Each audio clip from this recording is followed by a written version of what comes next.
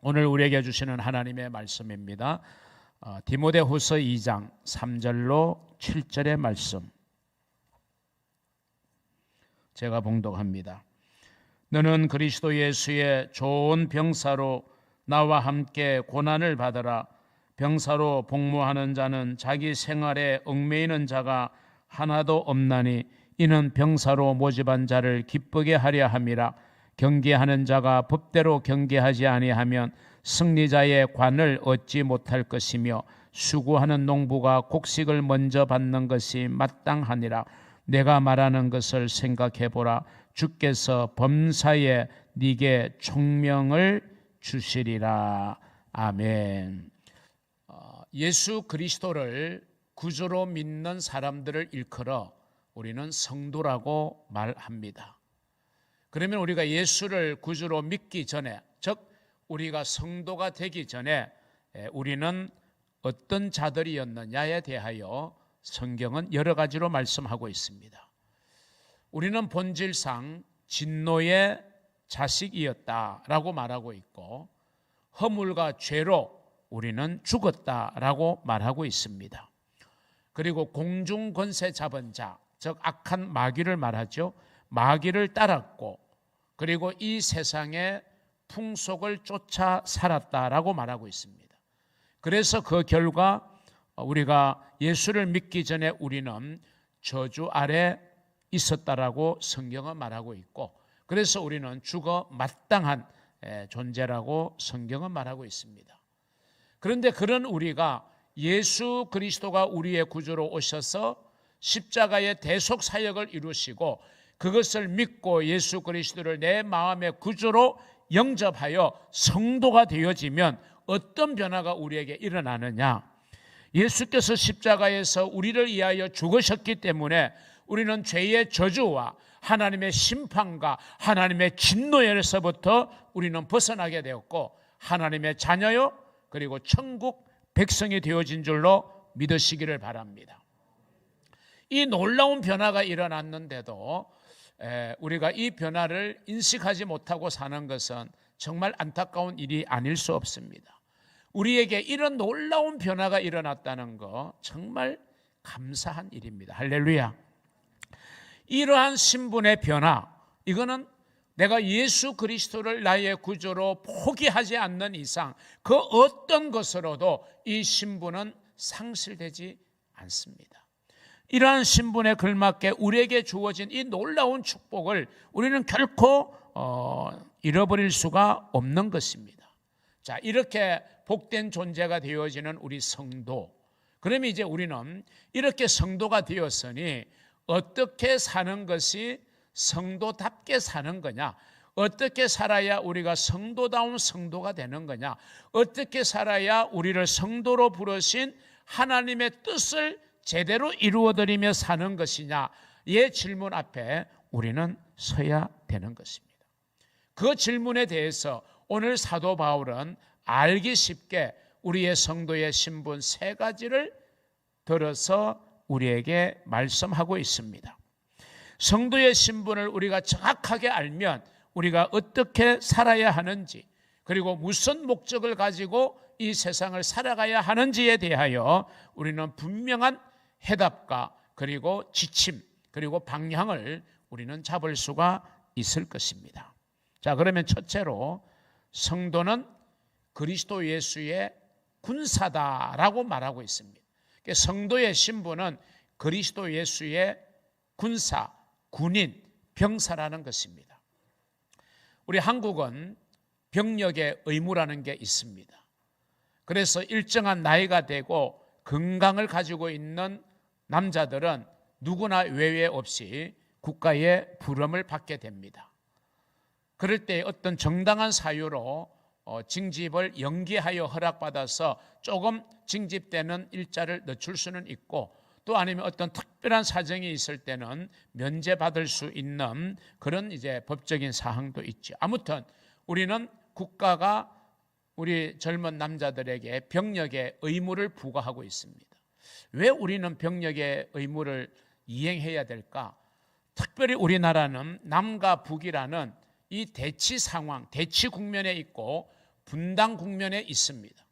그렇기 때문에 언제든지 전쟁의 위험은 존재하고 있고 지금도 빈번하게 북한은 호전적인 태도로 우리 남한을 위협하는 그런 상황이 빈번하게 일어나고 있는 현상 속에서 우리나라와 우리 민족의 안전을 지키기 위해서 그리고 우리의 국토, 영토의 안전한 사수를 위해서는 군대가 필수적인 겁니다. 그래서 우리 모든 남성들에게는 병력의 의무를 부과하고 있는 것입니다.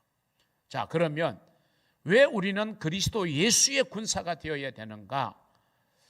여러분, 우리 성도가 되어서 신앙의 삶을 산다는 것은요, 결국 뭐냐? 영적 전쟁에 맞닥뜨리는 거예요. 우리가 예수를 믿기 전에는 마귀의 종노릇 하는 자였잖아요. 그런데 예수를 믿은 다음에는 마귀의 종노릇 하던 자에서 하나님의 자녀가 되었어요. 그러니까 이 마귀는 자기가 거느리고 있던 사람들이 하나님의 자녀가 됨으로 자기의 영역을 벗어나니까 어떻게든지 간에 예수 믿는 사람을 다시 제자리로 돌려놓으려고 얼마나 발부동을 치고 있는지 그게 바로 마귀가 하는 일이에요. 그렇기 때문에 우리는 영적인 면에서 마귀와의 전쟁을 치루어야 되는 영적 전쟁에 우리는 서 있는 거예요. 그렇기 때문에 우리가 영적 전쟁에 있기 때문에 우리가 그리스도의 군사가 되지 아니할 수 없다는 거죠. 우리는 그 영적 전쟁에서 이겨야 우리가 가지고 있는 신앙을 사수하고 신앙을 지키게 되고, 왜 신앙을 지키는 게 중요하냐? 그래야 우리가 구원을 얻고 하나님의 나라의 주인공으로 들어갈 수 있기 때문에 우리는 신앙을 사수해야 되는 겁니다. 그래서 일제시대에 얼마나 교회들이 핍박을 받았습니까? 그래도 교회와 성도들은 신앙을 지켜냈습니다. 때로는 생명을 잃기도 했고 엄청난 고문을 당하기도 했습니다. 그래도 지켜내었습니다.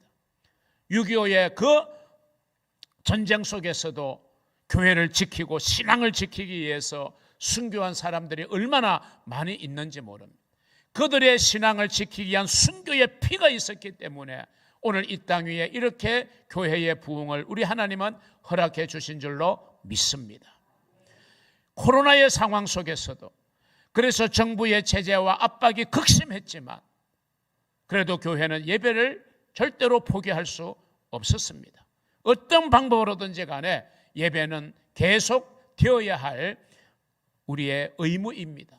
우리가 그런 영적 전쟁에서 앞으로도 어떤 상황이 우리의 신앙을 가로막고 방해하고 어려움을 줄지 모릅니다.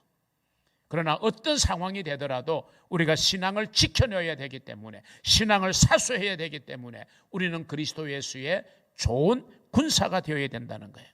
자, 오늘 본문으로 돌아가서 3절 4절을 우리 다 같이 한번 읽어보겠습니다.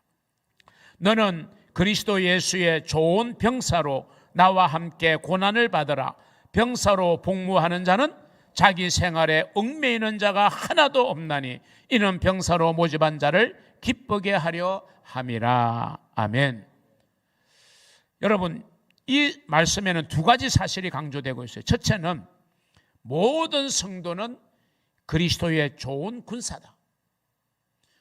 우리가 우리나라를 지키고 민족을 지키고 우리 영토를 지키기 위해서 모든 백성들이 군인이 될 수는 없죠. 일정한 60만 군이 계속 존재하고 있고 우리는 다른 방법으로 이 나라와 민족을 위해서 우리는 수고하는 것이죠. 그런데 신앙의 전장은, 영적 전장은 누구나가 1대1입니다. 신앙은 누가 지켜줄 수가 없어요. 제가 여러분의 신앙을 대신할 수도 없고 제가 여러분의 신앙을 마귀와 싸워서 여러분의 신앙을 제가 유지 못합니다. 그저 저는 목사로서 여러분의 신앙을 위해서 도움을 주기 위해서 말씀으로 기도로 뒷받침할 뿐이지 우리 신앙은 1대1입니다.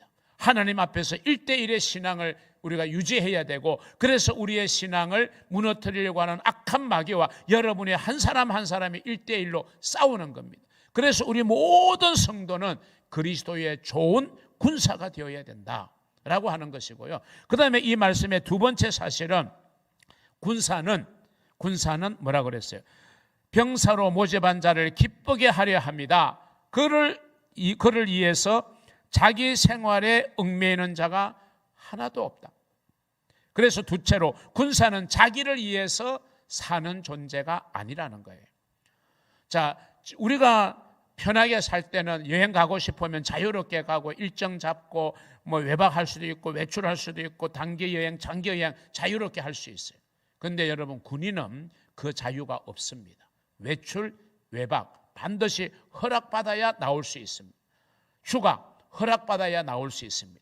정해져 있는 휴가에 일수가 있지만 그마저도 아무런 문제가 없을 때 정상적으로 나올 수 있는 거지. 예를 들어서 침공의 상황이 되어져서 전쟁이 발발했다. 그러면 모든 건 올 수도 없고 거기에 다 매여 있는 겁니다. 생활을 자유롭게 할 수 없어요. 내가 늦게 일어나고 싶다고 늦게 일어날 수 있는 것도 아니고 내가 일찍 자고 싶다고 잘 수 있는 것도 아니에요. 그 군대가 정해놓은 그 복무 지침에 따라서 그 어떤 훈련에 따라서 움직여지는 존재가 군인이잖아요. 그래야 강한 군인이 되고 강한 군인이 강한 군대를 만들어서 나라와 민족의 안위를 보장해 주기 때문에 우리는 이렇게 편안하게 살고 있는 겁니다. 지금도 전선에서 이 나라 이 민족을 사수하기 위해서 수고하는 우리 국군 장병들을 생각할 때 늘 우리는 감사한 마음을 가지고 그를 위해서 우리는 기도해야 할 것입니다. 우리 그리스도인들이 마찬가지입니다. 우리는 그리스도의 군사기 때문에 내 자유만을, 내 생각만을, 내 형편만을 내세우는 사람이 되어서는 절대로 우리가 그리스도 예수의 좋은 군사가 될 수 없어요. 우리는 언제나 포커스가 주님에게 맞추어져 있어야 됩니다. 한때 세계를 지배했던 로마 제국의 법전에 보면 이런 조항이 있었다고 합니다. 군대에 종사하고 있는 자는 민간적인 일에 취업하는 것을 금지한다. 절대로 군인은 군인의 신분 외에는 다른 신분을 가질 수가 없었다는 것이죠. 실제 로마의 역사를 보면요, 한번 군대의 부름을 받고 나면 지금처럼 뭐 우리나라처럼 몇 년 딱 근무하면 제대하고 이런 게 없었습니다. 자기들을 소집한 그 장군이 전쟁에 나가서 승리하고 완전한 승리가 결정될 때까지는 제대라는 것이 허용되지를 않았습니다. 이 사실이 우리에게 뭘 교훈합니까? 여러분, 신앙이라고 하는 것이 그냥 단순히 우리가 교회를 다니는, 교회를 출입하는 정도로 우리가 쉽게 생각할 수 있는 게 아니죠. 교회는 취미 생활도 아닙니다. 교회 생활은 어떤 나의 인격을 수양하기 위한 그런 어떤 도구로서의 신앙이 절대로 아니라는 것이죠. 그래서 우리의 신앙 생활은 뭐가 필요하냐? 우리의 그 신앙 생활에 전적인 헌신이 필요하다라고 하는 거고, 우리의 신앙을 지키기 위해서는 어떤 것도 우리가 포기할 수 있는 그런 자세를 가지는 것이 바로 신앙인의 정신입니다. 군인이 자유를 자꾸 달라고 하면요, 군대는 약해질 수밖에 없죠. 나라와 민족을 위해서, 큰 대의를 위해서 자기의 자유는 희생하는 겁니다. 우리가 이 신앙이라고 하는 거, 이 신앙은 단순한 어떤 취미가 아닌 우리가 구원받는 일에 있어서 결정적인 요소가 되기 때문에 신앙은 우리가 포기할 수 없잖아요. 그러면 신앙을 포기할 거냐, 다른 무엇을 포기할 거냐, 우리가 양단의 결정을 해야 될 때 우리는 신앙을 절대로 포기할 수 없어요. 결국 순교를 당하고 핍박을 당하고 옥에 갇히게 되었던 수많은 신앙의 선배들의 그 어떤 고난은 무엇 때문에 그렇습니까? 신앙을 버릴 수 없었기에, 신앙을 양보할 수 없었기에, 신앙을 절대로 포기할 수 없었기 때문에 고난을 받더라도 그들은 신앙을 선택하게 되었던 것입니다. 우리가 이런 자세로 신앙을 선택하는 것이 굉장히 중요하다는 것입니다.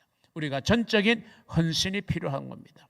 자, 마태복음 19장 27절에 베드로가 주님의 부름을 받았을 때 하는 말씀이 있어요. 이에 베드로가 대답하여 이르되 보소서, 우리가 모든 것을 버리고 주를 따라 사온데 그런즉 우리가 무엇을 얻으리까?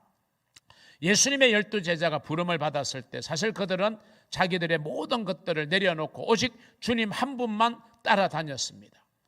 물론 이때 제자의 부르심과 오늘 저와 여러분을 그리스도인으로 부르심에는 엄연한 차이가 존재하죠.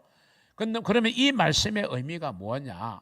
이 말은 우리가 우리에게 선물로 주신 이 신앙이라는 놀라운 하나님의 선물, 이것은 우리를 구원에 이르게 하는 결정적인 하나님의 선물이거든요. 그럼 이 신앙은 우리가 지켜야 되는 거예요.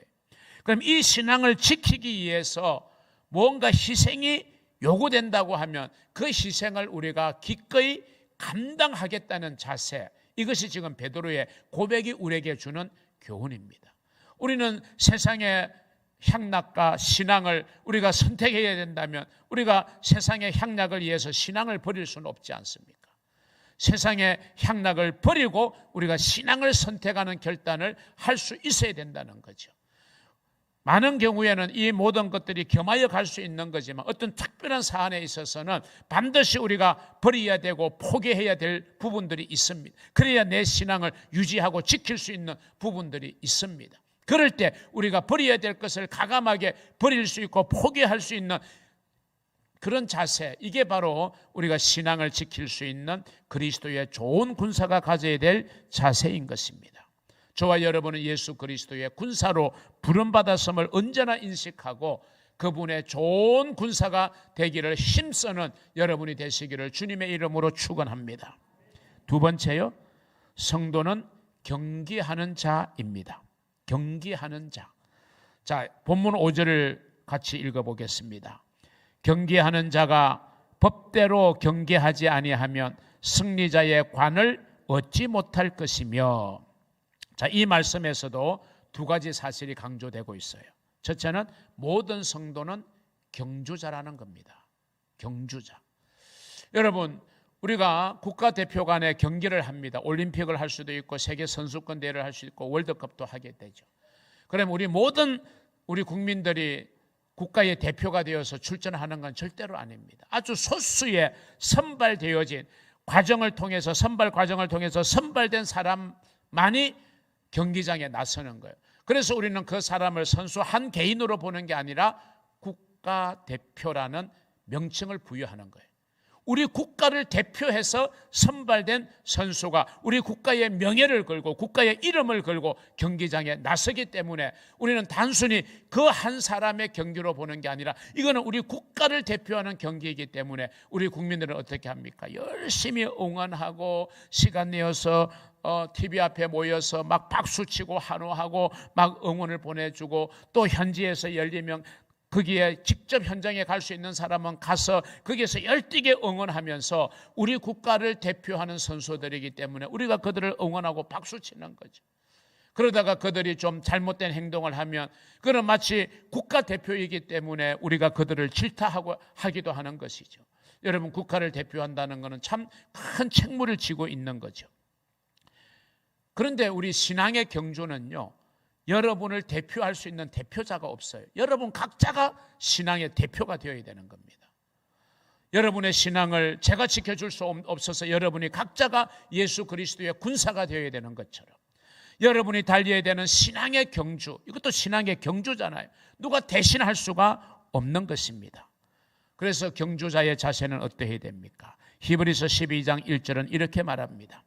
우리에게 구름같이 둘러싼 허다한 정인들이 있으니 모든 무거운 것과 얽매이기 쉬운 죄를 벗어버리고 인내로서 우리 앞에 당한 경주를 하며 그랬어요. 여러분, 우리는 분명히 신앙의 경주자입니다. 인생의 경주자이기도 합니다. 그러면 경주자는요, 각자가 열심히 달려야 되는 것입니다. 뭘 향해서? 승리자에게 주시는 관을 받기까지 열심히 달려야 되는 거예요. 승리의 그 면류관을 받기 위해서 우리는 열심히 달려는데 어떻게 해야 되느냐? 벗어버릴 거 벗어버리고 끊어버릴 거 끊어버려야 됩니다. 무거운 짐을 등에다 지고 경기에 나서는 사람은 어리석은 사람이죠. 그것을 풀어야 됩니다. 그래서 스포츠 과학은요, 선수들이 입는 유니폼도 가장 무게를 적게 나가는 초첨단의 그런 과학을 통해서 유니폼이 제작되잖아요. 국가대표에게 입히는 유니폼. 또 종목에 따라서 그 유니폼에 어떤 심혈을 기울여서 유니폼 제작을 하고 그 옷을 입고 이제 그 종목에 가장 적합한 옷을 입고 나가는 거지, 무거운 짐을 등에다가 지고 경기장에 나서는 사람 없어요. 마찬가지로 우리가 신앙의 경주를 할 때 무거운 것, 또 우리를 얽어매는 것, 붙들어 매는 것, 사람의 발목을 부여잡으면 어떻게 한 치 앞도 우리가 달려갈 수 없잖아요. 그게 바로 죄라는 거예요. 우리가 죄의 짐과 죄의 어떤 그 발목을 잡는 것들을 우리가 끊어버려야 되고 벗어버려야 신앙의 경주를 잘 달려갈 수 있다는 것입니다. 뿐만 아니라 그렇게 신앙의 경주를 달리는 우리에게 인내의 자세가 요구되고 그런 우리를 응원하는 사람은 있습니다. 결국 경주는 우리 각자가 하는 거지만 히브리서 11장 1절에 보니까 우리에게 구름같이 둘러싼 허다한 정인들, 누구를 말합니까? 우리보다 앞서간 믿음의 정인들, 그 사람들이 이미 우리 앞서 믿음의 경주를 승리롭게 마쳤기 때문에 지금 하나님의 나라에서 우리들의 믿음의 경주를 열심히 응원하고 중보기도하고 있다는 거예요. 당신이 지쳐서 기도할 수 없고 당신이 지쳐서 주저앉아 있을 때 누군가 널 위해 기도하네. 내가 알지 못하는 그 누군가가 나를 위해 기도하고 있습니다. 어디에서? 천국에서도 기도하고 있고 이 세상에서도 나를 아는 사람들이 나를 위해서 중보 기도하고 있음을 여러분 믿으시기를 주의 이름으로 축원합니다. 그래서 신앙의 경주는 외롭지 않습니다. 주님이 함께 하시고 성령이 말할 수 없는 탄식으로 우리를 응원하고 중보 기도하고 계시고 천국에서 수많은 믿음의 성도들이 우리의 믿음의 경주를 위해서 신앙의 경주를 위해서 기도하고 있고 여러분보다 앞서간 여러분의 그 믿음의 생활을 잘했던 여러분의 가족들이 하나님의 나라에서 여러분 후손들을 지켜보면서 신앙의 경주를 위해서 응원하고 기도하고 있음을 여러분 믿으시기를 바랍니다. 우리는 신앙의 경주자들입니다. 두 번째 우리에게 주는 교훈이 있어요. 자, 경주자는 우승하는 것도 중요하지만 그것보다 더 중요한 것은 법대로 경기해야 한다는 것입니다. 자, 올림픽에서 열심히 경기를 해서 금메달을 목에 걸었어요.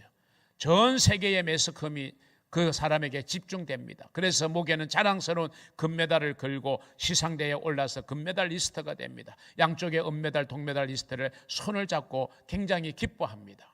그런데 경기가 그렇게 해서 시상식까지 끝나면 그 다음 단계가 반드시 있습니다.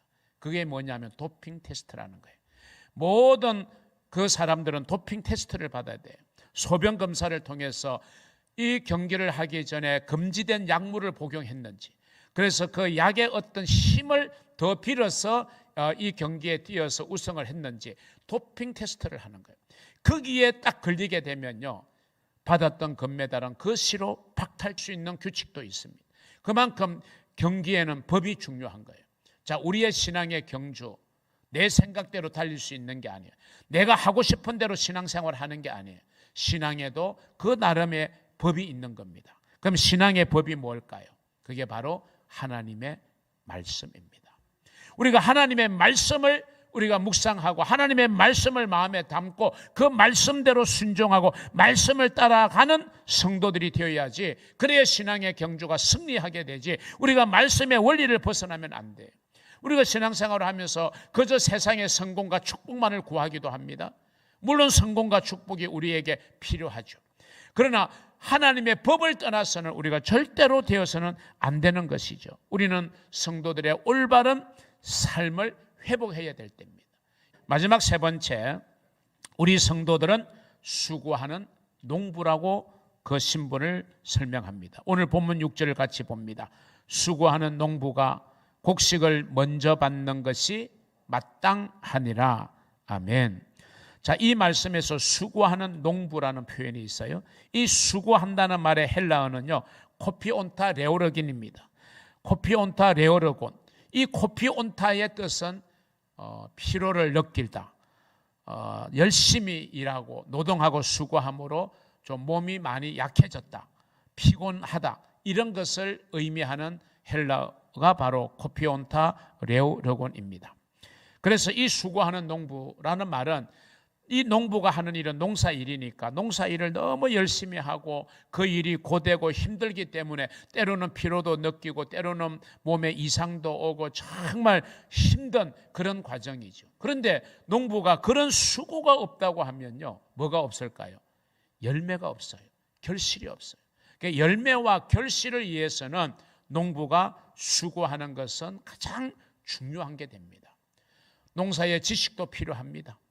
또 좋은 그런 어떤 방법을 개발하고 하는 것도 필요합니다. 그거는 뭐 농촌진흥청이나 또 농촌임업연구소에서 열심히 연구해서 좋은 품종을 개량하고 그래서 그걸 공급하니까 그거는 또 그분들의 몫이고, 농부는 그것을 받아서 심고 가꾸고 거름 주고, 때로는 기후의 상황에 따라서 비가 와도 나가서 어떤 고랑 문제를 해결해야 된다든지 여러 가지의 수고해야 될 일들이 있습니다. 그 수고를 안 하면 그냥 심기만 하고 방치해 놓으면 절대로 열매와 결실은 기대할 수가 없는 것입니다. 그래서 농부 그러면요, 이건 수고하는 것이 기본적입니다.